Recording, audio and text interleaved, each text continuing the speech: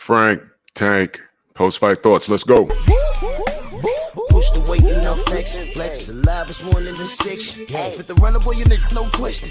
You ain't run a motherfucker high stepping. Hey, you never had a big enough weapon. Motherfucker never learned your lesson. I'm an 88 pack nigga. I'm an 88 pack nigga. I mean, day walker, drink blood, fangs out, full moon. Motherfucker change like a hoe, nigga. I'm just a nigga from the hood trying to stack a little cheddar for the money.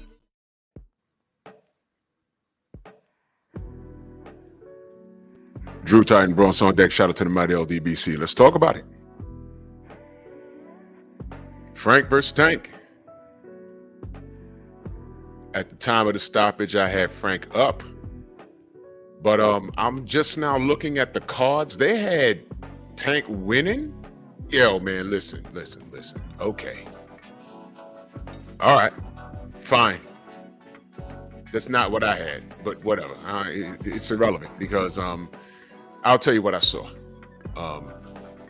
I had Frank up at least 5 rounds, man. As a matter of fact, when Tank went back to his corner, Ellis told him, I believe that Ellis told him, unless I heard something different, y'all let me know. He said, we need all these rounds. Because Frank was doing his thing. He was boxing beautifully until, what is it about these fighters leaning on the ropes against power punches? I will never for the life of me understand that. Every time his back touched the ropes, I said, is he trying to get hit? When he kept that fight in the center of the ring, like Derek James told him, keep the fight in the center of the mother effing ring, he was winning. And it looked like he was holding up to what Tank was throwing out. What I seen here is that Tank could get outboxed, which is what was happening, which is why I had Tank up at least 5 rounds, at least. And every time that your back touching the ropes is a mistake. Let me explain what I mean. I'm gonna give y'all an example. Oh, perfect. Shane Mosley versus Antonio Margarito. Now, putting aside, that was the fight where he got caught trying to use plaster in his hands and everything else. Margarito was a power puncher. He was labeled a power puncher. What don't you do with power punches? You don't get on those ropes. I don't know why these fighters do that. I have no idea. But he did it. And that's the result. You don't play with power punches. Every time Shane Mosley's back touched the, go back and watch how you're supposed to fight power punches. If you're training fighters, right? If you want to show a fighter what not to do against an opponent that is labeled a power puncher, show them Shane Mosley versus Antonio Margarito. Seriously, every time Shane's back touched the ropes, he got off of it. He had better feet than Margarito. He was faster. He countered him. And Margarito was labeled to have this excellent chin, and Shane Mosley tested it. And y'all must have forgot that Shane Mosley he had a hell of a punch himself. Eventually, he got Margarito out of there. But my point is, watch how he kept that fight in the middle of the ring. All Frank had to do was stay off them damn ropes. And that's the result. But let me be clear. I saw some things in this fight tonight that, hey man, Tank got to tighten up some stuff. He got away with one tonight. He did. Now, according to the word on the street is he's supposed to be pursuing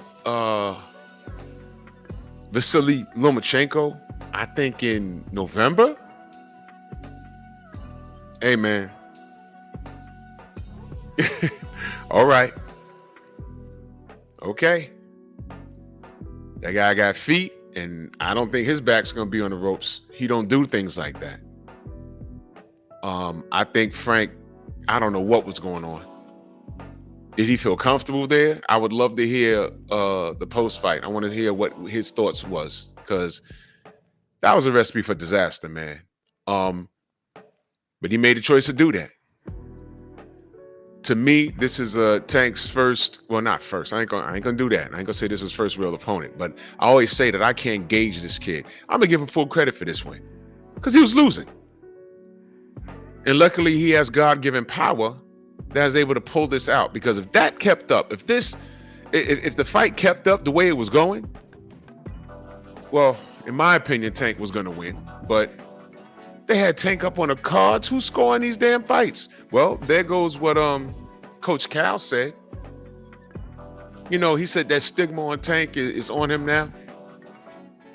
You know, where he could be winning a fight and they'll just rob him on the cards. No. I did not have him up on this in this fight. I said, I'm watching this like, oh man, I thought we'd at least be deadlocked. If this kept up on my cards, I had Frank was going to run away with this thing unless something turned around. And in this case, it did turn around. He caught a knockout. Frank made a mistake. I did not like him leaning on the ropes, and he paid for it. Bottom line. So Tank gets full credit for this. He gets full credit for this. And Duff, he gets full credit for this. But it was a fun fight to watch, man. It was really good. Frank showed up. He did. Give him credit. He showed up. And we saw some things. And let me be very clear when I say this also. A complete fighter, this doesn't happen to them. I'm talking about Tank. I heard people call Tank a complete fighter. He's not. He's not. Complete fighters don't have outings like this. Now, don't get it confused. He won by stoppage. He won. But let's not act like there was some things we didn't see that we would like to see him do better. Because I was watching it like, whoa, what's happening here? What's happening here? He was getting outboxed in a lot of spots. Lucky he has some God-given talent in his fist, in the form of power. He's lucky. He's very lucky. Dare I say, you know what? I'm not even gonna go there. I'm not even gonna go there. I'm not even gonna, no. Not even gonna go there. Not even gonna go there. Salute to Frank Martin. Good win by Tank. Y'all know I don't like this kid at all, but I'm giving him full credit for this. He showed some proper IQ when Tank laid on the ropes. He said, all right, you want to play there? All right, watch what I do. And he set up some good punches, and he got Frank out of there. That's what happened. And I'm telling the truth. That's what happened. Personal feelings towards this kid aside. Frank showed him something, and he took advantage. And he got the win, period.